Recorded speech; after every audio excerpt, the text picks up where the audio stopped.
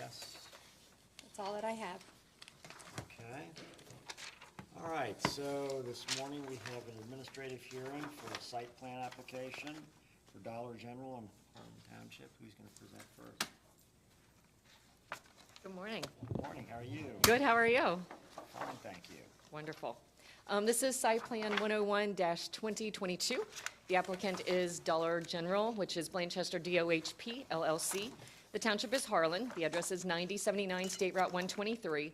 Parcel is 18033770020.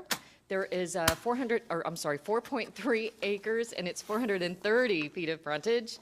The current zoning is a B2. Future land use map has this as commercial, and the existing land use is residential.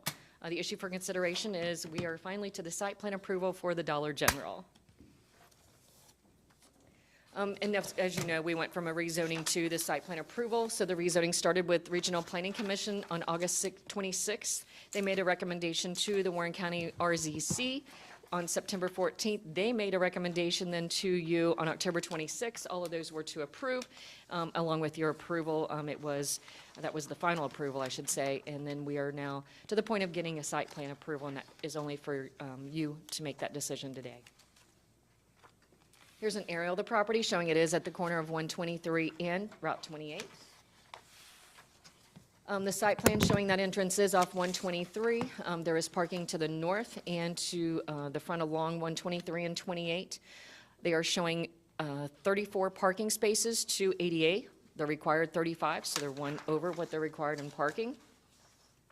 There is a dumpster to the rear, and it is in the next landscaping slide, we will show that that is fully screened.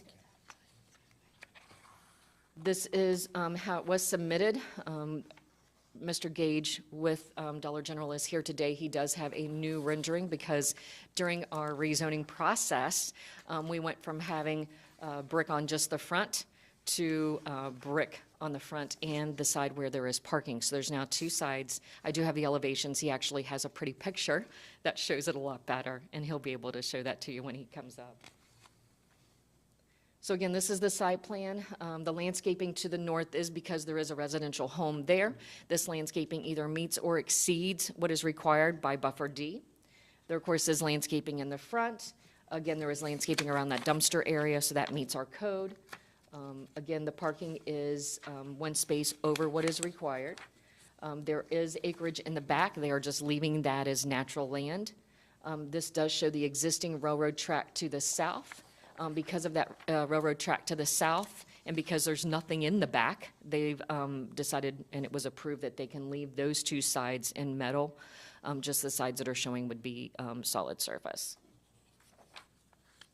This is the elevations, again, showing the front and that northwest side. Any side where anybody would be parking or viewing would be solid surface. The other two are metal siding.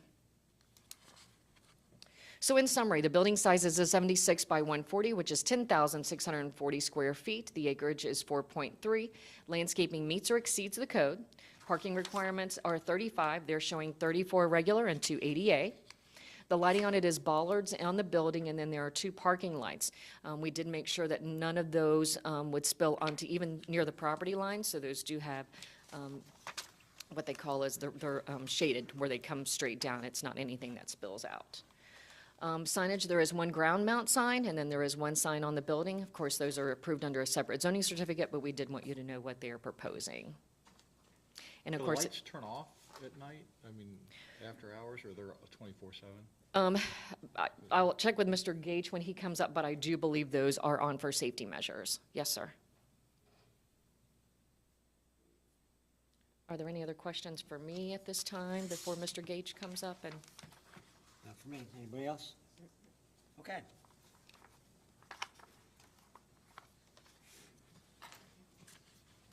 Good morning. Morning, how are you? I'm good, thank you. My name's Bob Gage. I'm with GBT Realty. We are a development company out of Nashville, Tennessee. Been in front of you guys a few times, I think, so far. Good to see you again. I do have some revised renderings here, if I could. I'll, Sure. Thank you. basically just the 3 pictures. We have revised the building just to show the full brick on the front. They're actually the same as what you saw on the screen a few minutes ago. I've got one left, two more. So, we started out with the two-tone building. Typically, the prototype, we go with either split-face block or brick up to the mansard, and we have a metal mansard across the top where the sign's mounted. We've removed that, taken the brick all the way to the top of the parapet, and we do that on two walls, the northeast and the northwest wall, as shown there. You saw it on the screen. I've got an 11 by 17 here of the plan sheet for those elevations, so I'll be happy to turn that in if you'd like to see that as well. As far as the lights, all of the lights in the parking lot and inside the building and the signage will be turned off 1 hour after the store closes. Basically, they leave it on just for safety so the employees can finish up their work and get out to their cars safely and leave. After that, there will be one light on the building, on the exterior, and one light inside that's left on just for security reasons. So everything else shuts off an hour after the store closes. Okay. Any other questions? Not for me. Good. Thank you very much. Thank you. Appreciate it. Anybody else? Sir.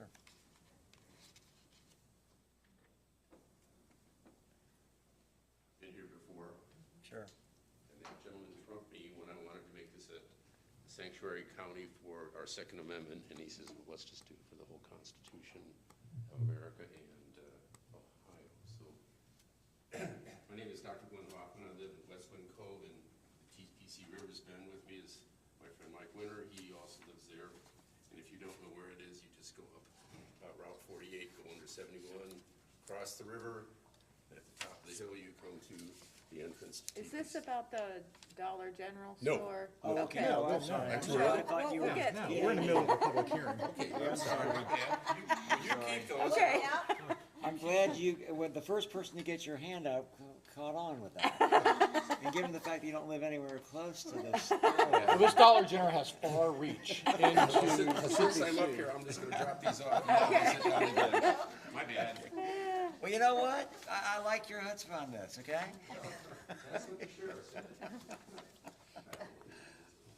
Okay. So does anyone want to speak about the Dollar General store? Okay, seeing none. Do we have to, approve the? Close the public hearing. Well, first off, Bruce, is there any other requirements that we have to meet during the public hearing before we close it? Okay, well, is there any opponents to the public hearing, or anybody want to present any testimony against the site plan? And is this the case where we had a notice issue? I believe it was a case where we had a notice issue, but in speaking with Michelle, they did speak to the gentleman. So he does know. Contact, a lot of messages left back and forth, but we did have contact with him. Yes. Talked to him. Yes. Who is this? And The notice gentleman was who sent was out. here We for just the don't know original because of hearing, resident. Whether if they really, between COVID and weather, if they got it, but they were sent out. You will And we remember did do from it the rezoning, the neighbor next door was here and opposed. And I was led to believe that there was a notice problem. There was a notice problem for that gentleman of this site plan hearing.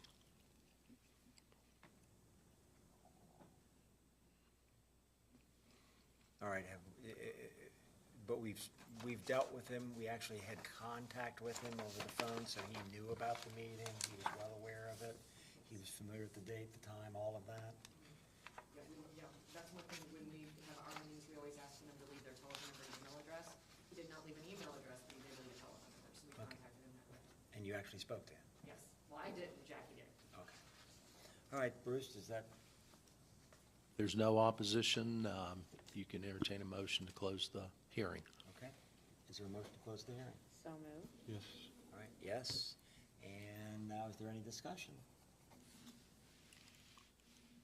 Well, I appreciate the changes that were made. I mean, there was good discussion at the last hearing, and I appreciate the changes that were made, taking into consideration the input from the resident.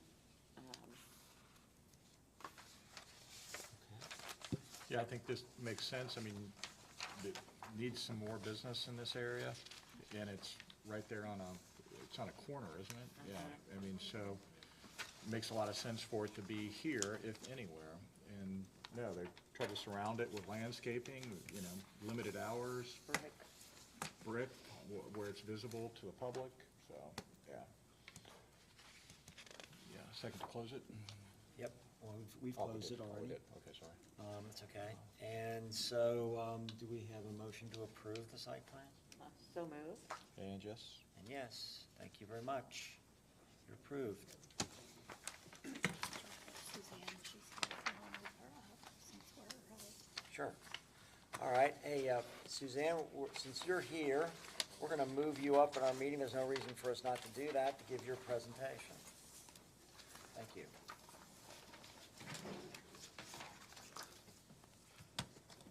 Good morning. Morning. Do I need to bring this up? You'll help me? Thank you, Candace. As you probably recall, each year the U.S. Department of Housing and Urban Development grants to Warren County funds for the Community Development Block Grant. These funds are to be used to help low to moderate income families in the county. So today I am going to present to you the applications that came in for this grant. And if you're able to make decisions today on what you'd like to fund, we can get a start on it, or if you need me to come back, if you need more time, that's fine as well. I anticipate that we'll receive about $725,000 this year. I set aside 80 of that for administration, and then that leaves the projects that we can fund. So we received 12 applications this year, and the first two on your list are public service applications. And I'm starting with the public service because there's a cap on how much we can use on public service. So after you determine how much you want to spend on those two, if any, then we can determine how much will be left over for the construction projects. There are two that came in. The first one is for Family Promise, which is formerly known as Interfaith Hospitality Network. They're requesting $75,000 for operation. And next is an application for the Abuse and Rape Crisis Shelter, which is now called Safe on Main, and they're requesting $42,000. You might notice in the recent awards column there, they've received extra funds over the last 2 years because of the extra funding we received from COVID. So their amount is a little higher this year than some of the other applicants. So and you can fully fund them or partially, however you want to do it, of course, but the cap on that is somewhere between $100,000 and $105,000. So once we decide that, we can move forward with the construction projects. We received 10 applications for construction projects, and all of them are eligible. And I'll go ahead and read through those. Harveysburg is requesting $90,000 for a street project on Wilson and Grant Roads. I'm sorry, a storm sewer and street project. Deerfield Township is requesting almost $200,000 for road repair in Loveland Park. The City of Franklin sent in 2 applications for 2 separate projects. First, $187,000 for a street project on Patricia Street, and then $93,750 for another street project on Vernon Street. The Village of Morrow is requesting $80,000 for water valve replacements for that infrastructure. Union Township is requesting $107,800 to resurface a neighborhood with their streets in a neighborhood close to the Target area. Pleasant Plain is requesting $99,000 for sidewalks. Franklin Township is requesting $140,600 to finish a project that they started last year with the CDBG funds. The Village of Butlerville is requesting $17,000 for a little bit of street resurfacing. And the City of South Lebanon is requesting $100,000 for some storm sewage repair. So if it pleases the board, if you wanted to look at this and make decisions today, Mrs. Osborne, will you help me with the math? Thank you. Decide how much you want it to give and which projects. and we can get started on that. With the construction projects, we really need to only fund about 5 of them, is the most that we can handle.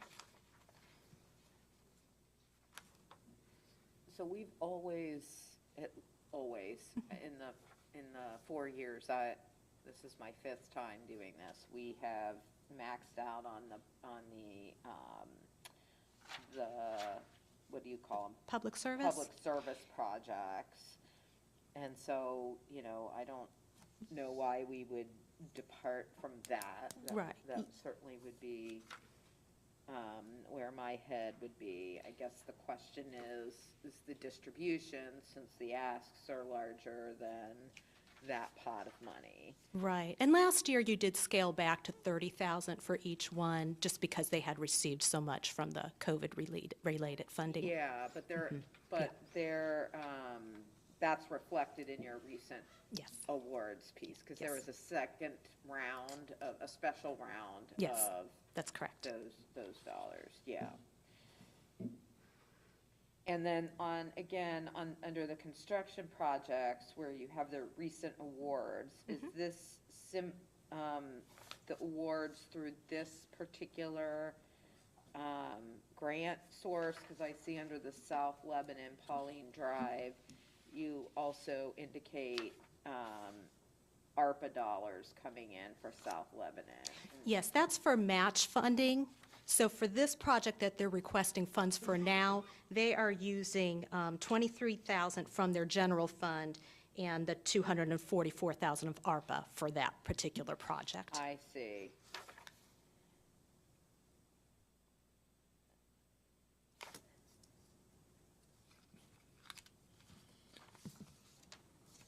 I mean, I like distributing it a little bit to different folks, the people that have been loaded up the last couple of years. I mean, I went through my little checklist, and obviously we like interfaith hospitality and the domestic violence stuff. I think those are, obviously, that's a good point that we've given them a boatload recently, but that wasn't through this project, but still, think we should consider those. But things like the Harveysburg, I mean, what caught my eye was the Harveysburg project, the Deerfield Township project, the Franklin Part 2, because that's a continuation of something we'd already awarded, right? We had already invested in that. And Franklin, The Franklin Penny Royal- Township. Franklin Yes. Township, I'm sorry. Yes, Penny we- Royal paving. That's correct. I think that makes a lot of sense to continue that if this is the second part of that continuation of that project. And then Butlerville is a small amount, and that's a big impact, and we haven't given them money recently. So I think those are kind of, if we were to fund all of those fully, I think that still leaves us like 160 grand that we could do something else with, whether that's the Uniontown, that's close to that amount. The city of Franklin, Patricia Street is close to that amount. Would be probably my top 2 candidates to be the last tranche of money.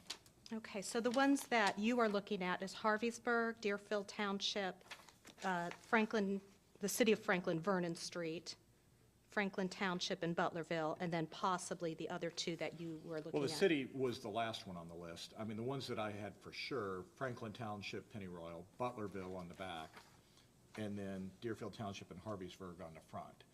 And then if you fund the top 2, then we're about 164,000 underneath our allocation, I think. So we could do one more project at 164, or, something along those lines. Well, do we have to subtract from the 645 what we do at the top to get us to 545? Yes, that's correct. If we fully fund the 2 projects at the top at 100. That would leave about, 545. So I had noted the Harveysburg, on my list, I had the Harveysburg project, I had the Deerfield Township project, for the same reasons, I was just trying to rotate it around. I had put the Franklin Township project as kind of the last one in, because they have received funds, but I but I noted the Part 2 piece. I put Butlerville in there, and then I put South Lebanon in there as either the Franklin Township or South Lebanon. That's kind of where my head was. But I think, the point is we're trying to do as much as we can and spread it around. I mean, it's like, I'm certain all of these projects need to be done, Right.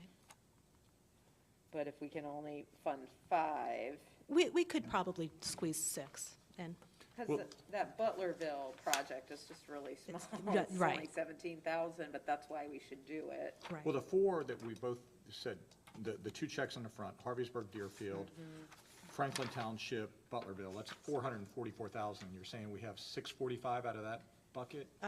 Well, if you're giving 100,000 to public service, that leaves a You have to total of subtract 545. 545. I thought the funding is 725. She's taken the 80,000 for administration of all the grants. Yeah, I just saw that down here. It says, please select 5 projects equal to approximately 600 and minus the public service amount Yeah, above. so it would be it's 545 would be- is in the projects. If we were to fully fund the Right. 2 above at 100. Okay, so those 4 that we've checked are 445, essentially, so we've got 100 grand Yes. left out of the construction projects. Okay.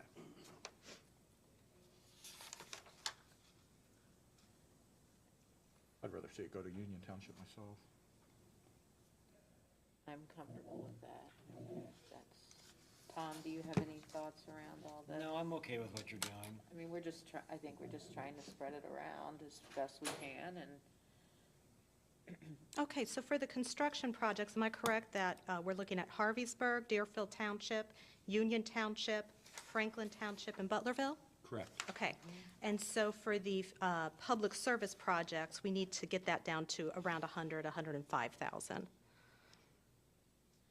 so we've not fully subscribed of the 545 on construction. Are you saying we can push up on that number a little bit? I didn't do the math yet. I think I think you're actually That's gonna be, close. like 2,000 over. And that's At fine. 105. At 105? And that's fine. You'll be 2,000 over. And So you need that's to fine. split that 103. Oh, for the public service? Yeah, that's what Okay. I'm trying to get at. Yeah. Yeah, you can just knock 10% out of both of them or something. Would you like me to do that? Yeah, Okay. whatever it is. And just once put we it in. get the exact amount from HUD, then we can narrow it down. So once we get the exact amount from HUD, I do have to come back for a public hearing, so you'll be seeing me again with the exact amounts. Yeah, my math shows you need to take $7,055 away from your 100,000 public service. Yeah, but she Correct. said it's gonna be between 100 and 105. So if you add it, I'm saying like, if it went up to 105, you just reduce it by 2,000, whatever. Yeah. Okay. Yeah, and if you 2,000 take, for the number. $5 grand off of interfaith and 2,000 off of families, Yeah. that gets you, Okay. that's We- $7 grand there. we So know yeah, that. you can figure it out. Yeah. I will. Okay. All right, thank you. The next part that I came to talk to you about is an opportunity for Warren County Transit. Last year, you gave the green light for transit to participate in a program with ODOT, where if we provided free rides for vaccines, ODOT would reimburse us that cost. So that started about a year ago, and the program's going fine, but honestly, it's not utilized very much. We've only been reimbursed about $1,000 in the last 10 months. But ODOT has opened up this program to allow free rides for any medical appointments, and they would reimburse the county for that cost. So it would actually be saving the county money, since ODOT would reimburse us for any of those types of cost. So, inspired by the holiday tax break with property taxes that the commissioner has offered, we thought it might be nice to give some of the passengers a break for their medical appointments. It had been recommended that we look, first of all, at preventative care. As we know from our own health insurance, healthier people cost insurance companies less, and it's less of a burden on the whole healthcare system. So we thought that we could do preventative care and offer free rides for screenings, mammograms, and wellness visits.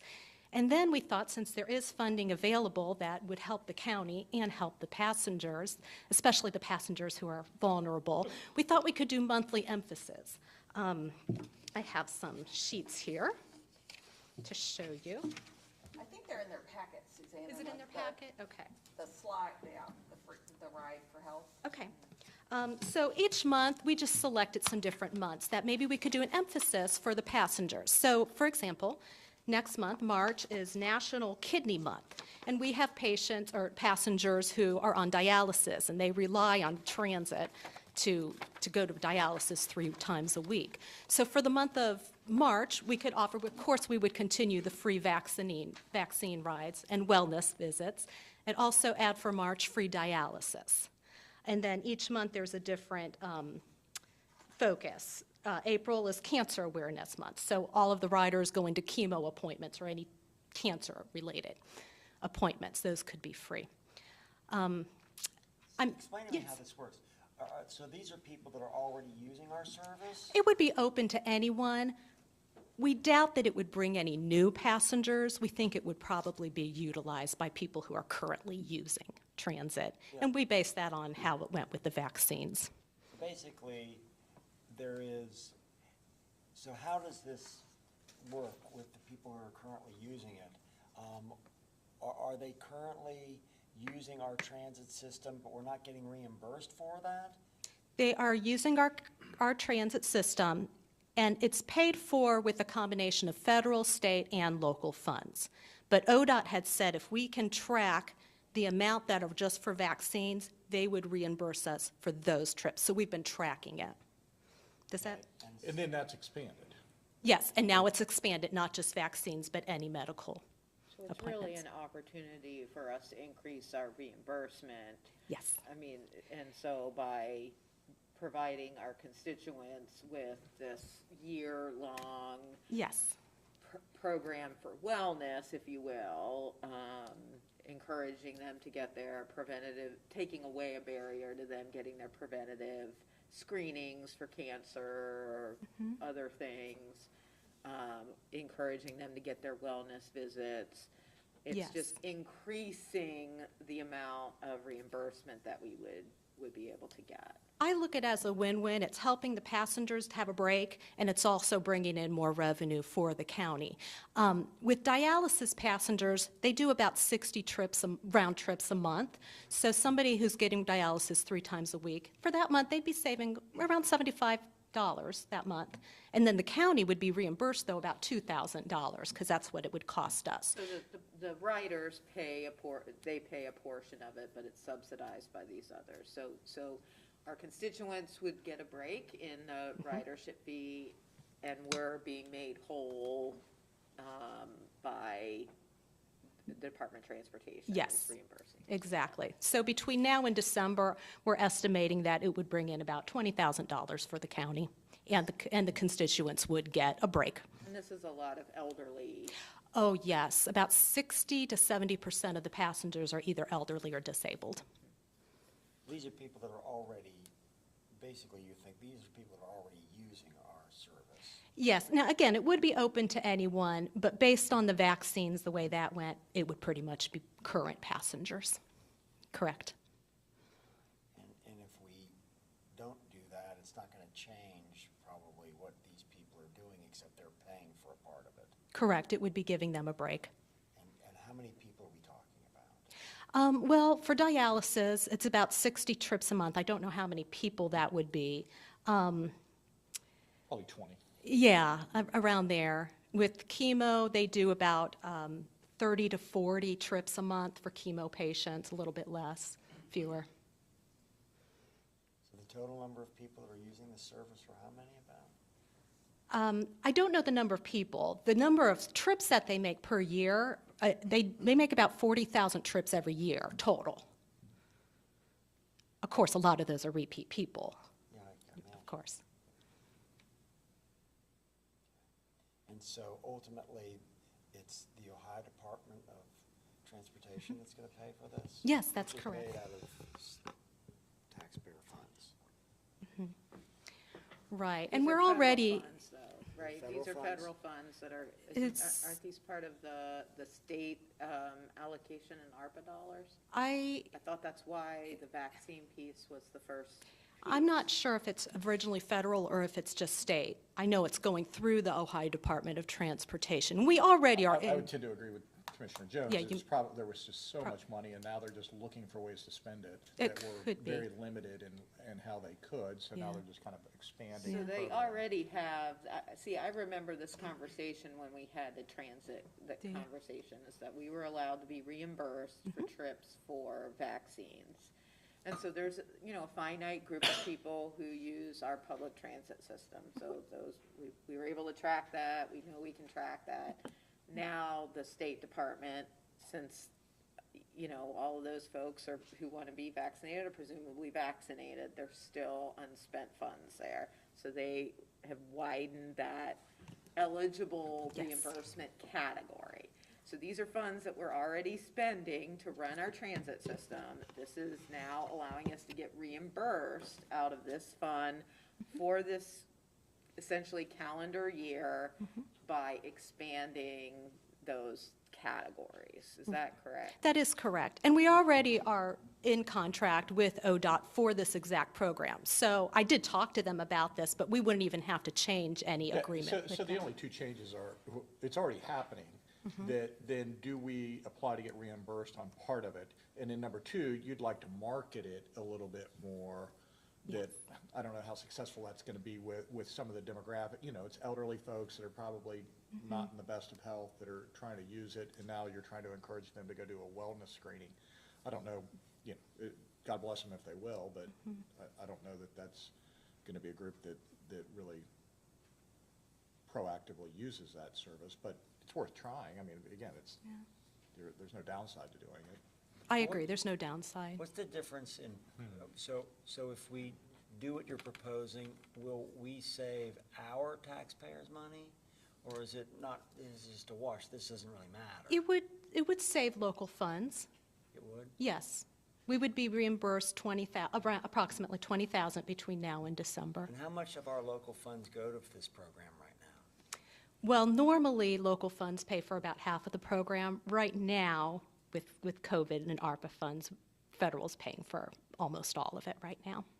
But most years, up until last year, local funds pay for about half of the program. And so would that be the case this year? So the federal program, or the federal funding is paying for most of the program again this year?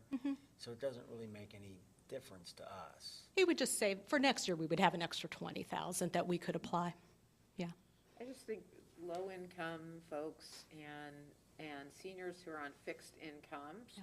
I think this is a very small thing that we can do to support them, especially when they're getting dialysis and cancer treatment. And that $75 or $100 a month that they're spending on transit means a lot to them. I agree. And it's money that's going to get spent somewhere. We have these constituents that would benefit by it, and I just assume they reap the benefit of their tax dollars too. Yeah, I agree, yes. no Okay. problem. I don't need a resolution. We just don't want to proceed without making you aware and getting your approval on that. All right. Thanks, Suzanne. Thank you.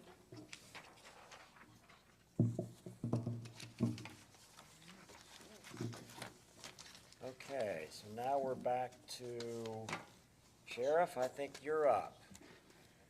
All right, how's everybody doing? That's good, how about Good, yourself? are you, Sheriff? Snow's melting, I'm better.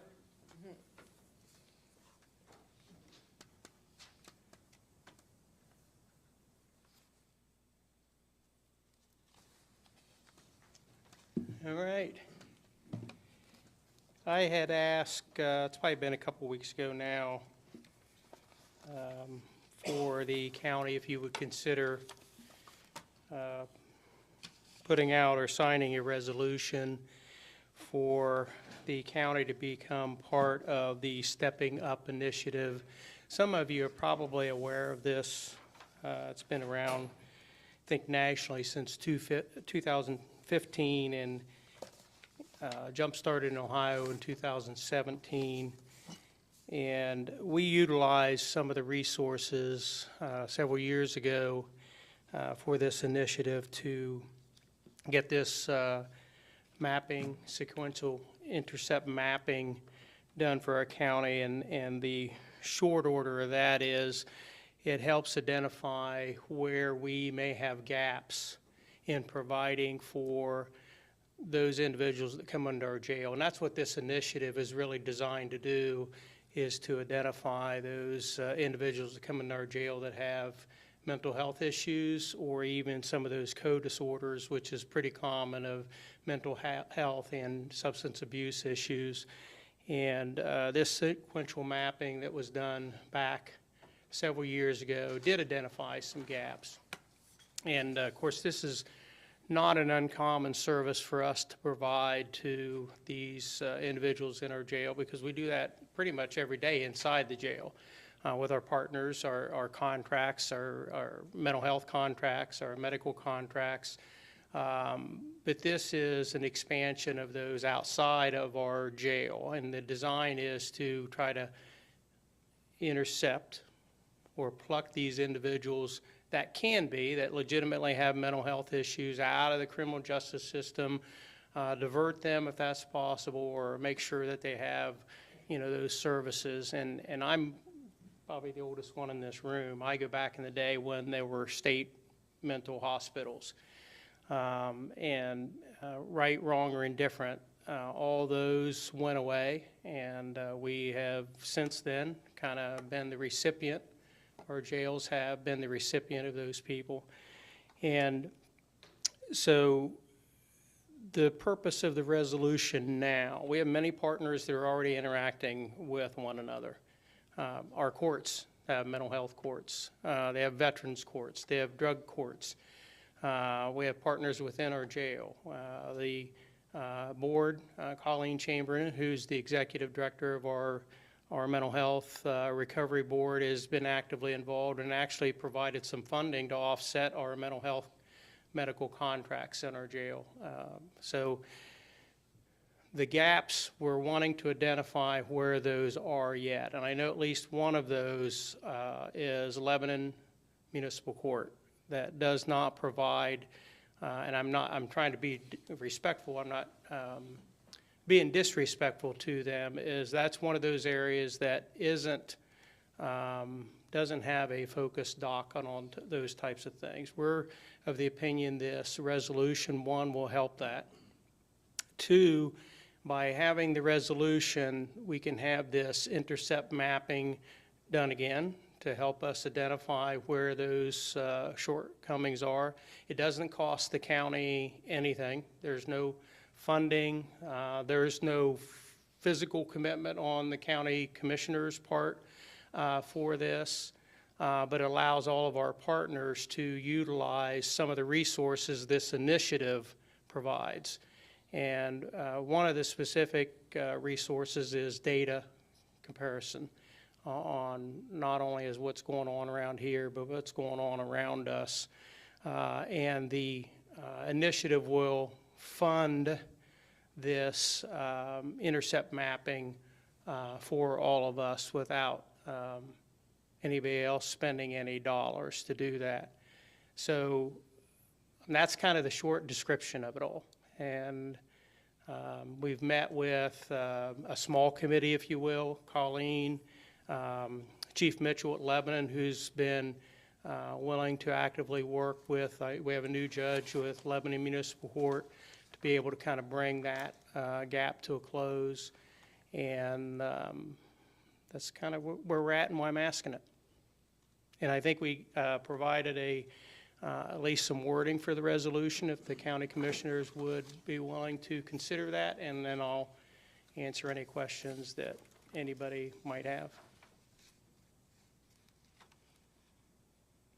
I appreciate you being here and explaining that. I too remember I was in the legislature when they closed down the mental hospitals, and this is exactly what we thought would happen, Yeah. is that they would end up in jail and still not really effectively being able to get the treatment and the long-term services and supports that they needed to be able to be productive in community. I'm just curious, now, what is the average length of stay in our jail? The average length is right around 20 to 25 days. You know, obviously, we know that people can be in and out relatively quickly.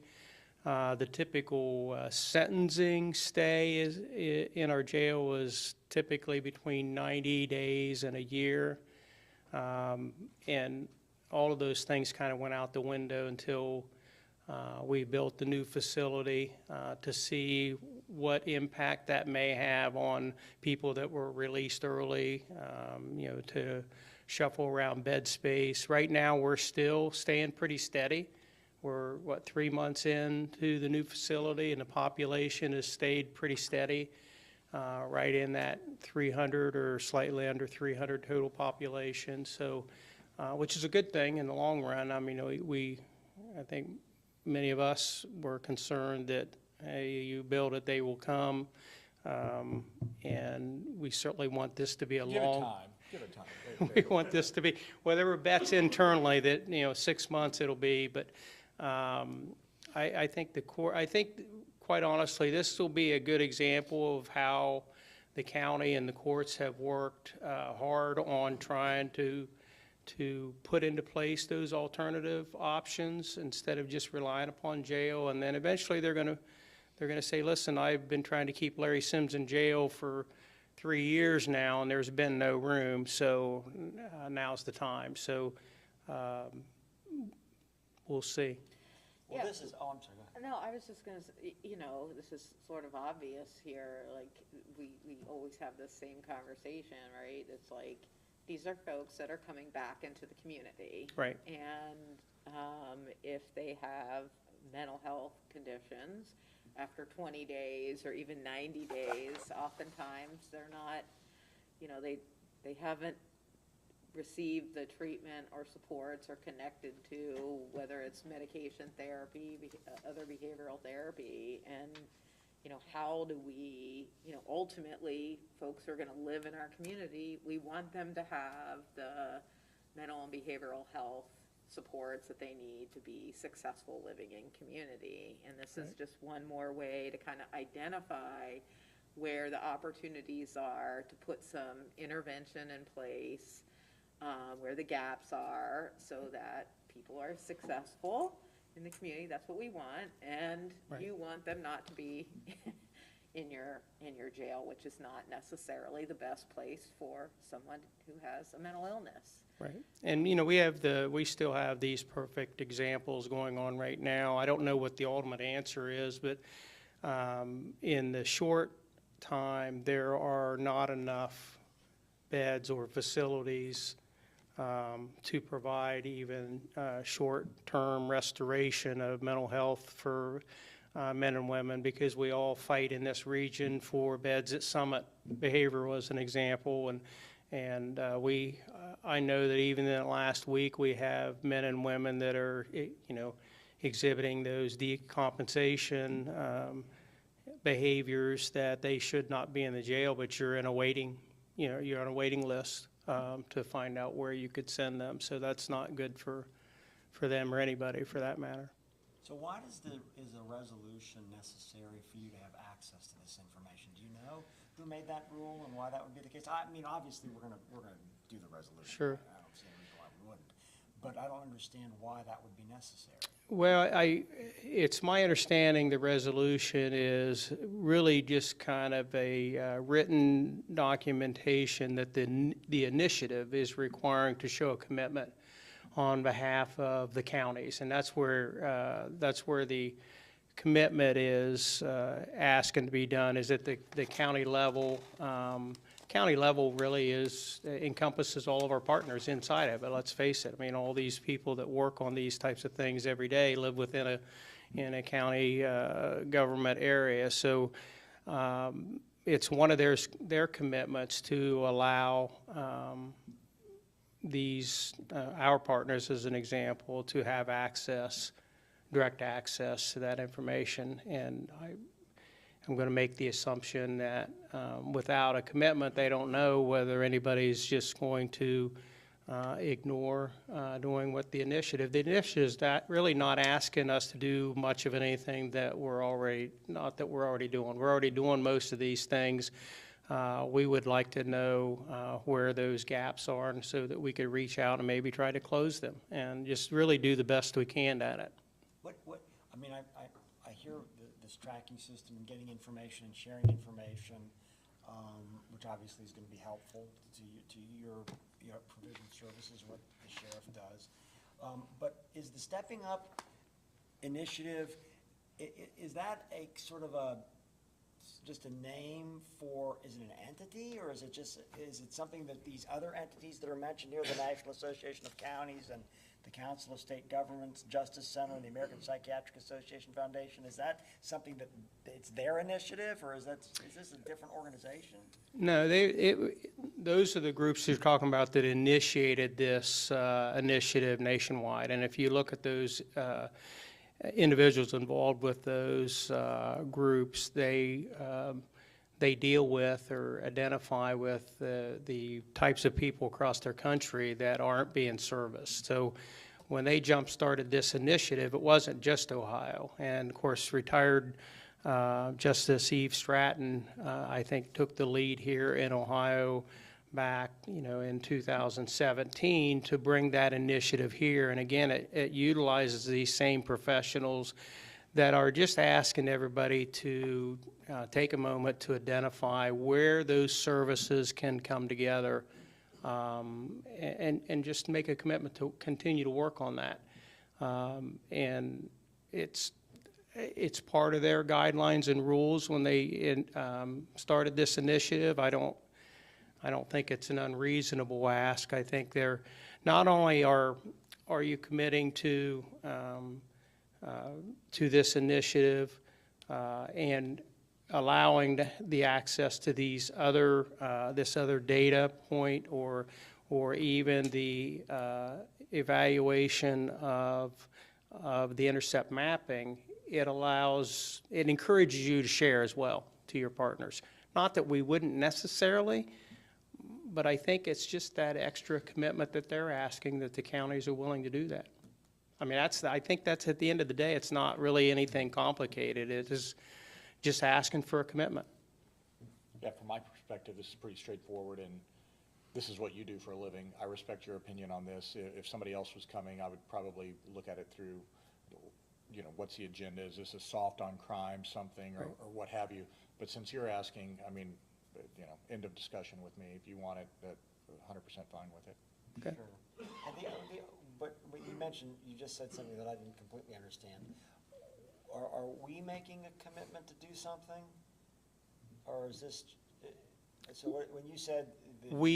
Are you saying we like as a new county commissioners? Are we making a commitment to engage in something or be involved in some way? I thought this was just something that you would get a resolution and then they would share information with you that they wouldn't apparently share otherwise. Is that right? Yeah, as the government entity, you're the governing body that puts out the initiative. You physically or financially, as a group, are not committing to anything. This initiative allows all the rest of the partners to be involved in this, in the day-to-day steps, and the action that needs to take place for what the initiative calls for. And just identifying those men and women that are in those situations in our jail, or whether in our situations with the court. The programming that takes place with these men and women can happen in any phase of this initiative. And that could begin at the initial contact with law enforcement. It may be somebody that is experiencing those types of issues that can be pushed into services before an arrest occurs, or any stage along the way, whether it's a pretrial commitment, or even at the jail level, whether it's community services that follow up after that. I believe they identify it like 5 or 6 different steps within the criminal justice system that gives our partners a moment to be able to evaluate whether or not this person needs services. And I appreciate Mr. Young talking about the the comment about the soft on crime, and it is not. It has nothing to do with that whatsoever. In fact, the crime is the crime, and we're going to deal with that particular part of that however we need to deal with it. But this is really just about what we do with these people that can be pushed into some type of a alternative measure. All right, so when we do this today, which I'm assuming we're gonna do, what information do you think you're gonna get after we do this that you're not getting or having access to now? Do you know? Yeah, the first thing that we're going to ask for, assuming that you are willing to do the initial, or the resolution, is to ask for this mapping component done again so that they can actually evaluate all the different levels of our criminal justice process to see if there's an area that needs improvement in dealing with people with mental health issues. And they'll identify in a report, and there was a report, and I can forward that. I don't know if I forwarded that to you or not. There's a 2015 is when we did the intercept mapping before, and I will forward that to you just for you to be able to review if you want to. I don't think it's going to make much difference today, but it tells you what they're going to identify to us. It's going to say, these things are done and are being done. These are areas that could stand for improvement, and here's what that improvement might be. And then we have that discussion with all of our partners. And again, I think we did talk a little bit earlier about Lebanon Court as an example. That conversation took place some time ago. We're jump-starting that conversation again, in hopes that we can bring them back into the partnership, or into the partnership too. So let me back up and ask you another question. So since I'm somewhat familiar with the criminal justice system, I've never been a criminal lawyer, but so the way in which they get contact with you is they commit a crime. Or they commit something where you're going to have interaction with them because you're going to be at some warrant to arrest somebody who's going to come before you. So that's how you come in contact with the person, that they've done something where either you actually go to the scene of something and arrest the person, or there's an investigation and a judge issued a warrant, you get the person.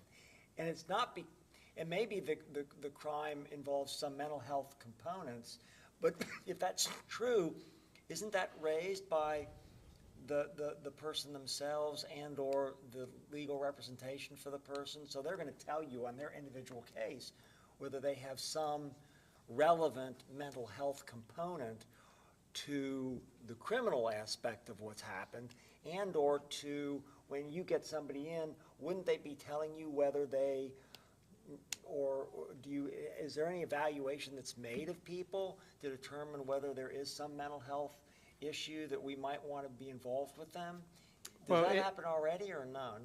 Yeah, it does, and it doesn't necessarily mean that there's a crime that can take place. We respond to calls for service on a regular basis that aren't criminal in nature. And it could be some disruption that's taken place inside a household or inside a neighborhood that may not rise to the level of a crime, but certainly our men and women that are trained to identify individuals that are going through maybe even crisis at the time, or something's just not right. You get that feel. Now, we aren't making a true diagnosis, but certainly we can identify people that maybe would be beneficial to have an evaluation done even before we get to the court system. And once it's at the jail or the court system, then it, in a sense, doesn't get passed off, but it does. It gets passed off to another group of legal individuals that can further kind of describe what you're describing as. Maybe the attorney now is representing them and says, listen, they've had this experience and they've had this family history and they've had A, B, and C, and they present that at the court. That's really the second layer. That initial hearing is the second potential intercept point in this initiative, where they could be funneled out into some type of mental health programming. Okay, anybody else have any questions? All right, do we have a motion to adopt the resolution? So moved. Yes. Yes. Thank you. Thank you. Have a good day. So how, I mean, give us a, not a full report, give us a 30-second overview. How are things going in the new jail? It's going well. Working through, I think they've finally got through some heating things, some boiler issues that we've been working with Trevor and the contractors on, but that seems to be all but behind us totally. They're doing a few things in the next couple weeks to kind of finalize some insulation. We had some, early on, we had some technological things that had to be worked through, but it's going well. You know, some of the operational procedures got adjusted once we were in there, which we expected fully, but it's, I was going to ask about the operation, so I mean, it is a lot more efficient now, right? Oh. Or- absolutely. It was different, so it took people kind of time to adjust to how to do things in the new place, but no, there's plenty of space. It allows us to properly separate people that needed to be separated. It allows us space to provide programming inside these housing units. It allows us, the video arraignments that we've always done allows us to keep those men and women in their own areas to be able to do that, bouncing from, you know, pod to pod, the respective courts without mixing those offenses with one another. No, it's going very, very well. Yep. Great. Hey, look, you're the last one on the agenda here, but there was a couple other people here. I don't think they're going to take very long. Could you stay over? I wanted to ask you a few questions. Sure. For a few minutes. Yep. Okay, great. Thank you so much, Sheriff. Yep. Appreciate it. In general, All right, so I think, do we have any other business before I open it up to the gentleman that came up before? Nothing? Okay.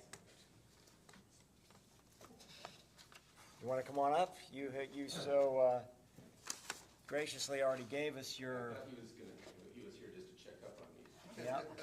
Well, I after I heard you before you interrupted our meeting, I thought that maybe we'd like to have him stay along.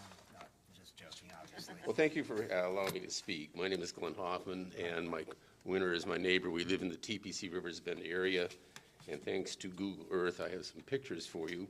And my main concern is that we do not get service for our roads, and it is repetitive, and we've had 2 good snowstorms and in the last couple of weeks, and I called on a Saturday, and at the advice of the sheriff, I called dispatch because their office wasn't answering, and we had over 4 inches of snow in our cul-de-sac, and my cul-de-sac picture's on the back, which is current as of yesterday. And they sent somebody out, and the man called me, says, yeah, you got a lot of snow here, we'll get somebody out here if it's approved. And he says, I'm not the boss, but I will pass that up to my boss. And that was ignored, and we never got anything shoveled. And with this ice storm, that caused such a flurry for the people in my neighborhood. And there's, according to the Homeowners Association, there's 270 families that live there. And the HOA got all these phone calls and emails of people just saying, we can't go anywhere, the roads are a mess. And so finally the HOA sent out this, which is your man's description as to how road services are supposed to be. Because the HOA says, you know, that's not their problem, it's a county problem. And so, and it says, you know, if in here, have any of you seen this? I don't know what you're showing us. I will give this to you. Bruce, is TPC in South Lebanon or is it in Hamilton Township? Hamilton Township, I believe this is a township. Yeah, it is. Not a county road. Yeah, so this is a township road. Right, so the Hamilton Township would be the authority on, So that's where I should be going. yes. Yeah, we don't have anything to do with this. Well, but you know, when there's a problem, I call somebody from Warren County, and they're supposed to come over and view the, Could you show me the document? What Yes, is sir. the document? I'm I'll give just this to you. curious. It's on my hard drive. Do Okay. you know who you spoke to at the engineer's office? Well, he was sitting over there the last time I was here, and he was the man that was in charge of it. And he was the one who somewhat politely told me that there are primary roads and secondary roads. You don't need to go to medical school to know that. Yeah. Okay?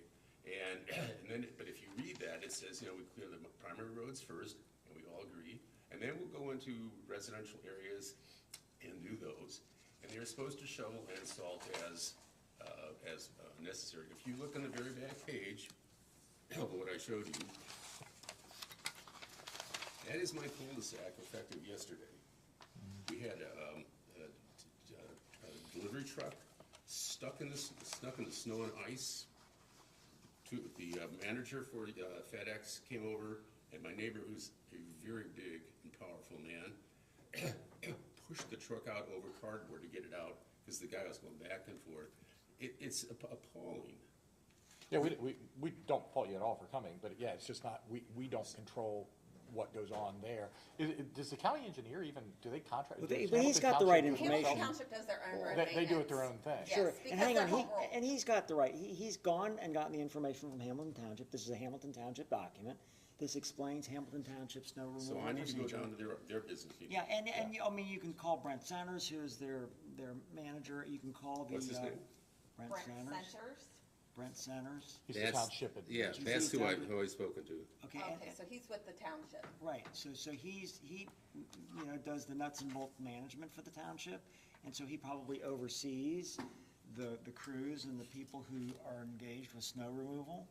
So, but you've got, this document explains the township's procedure on snow removal, and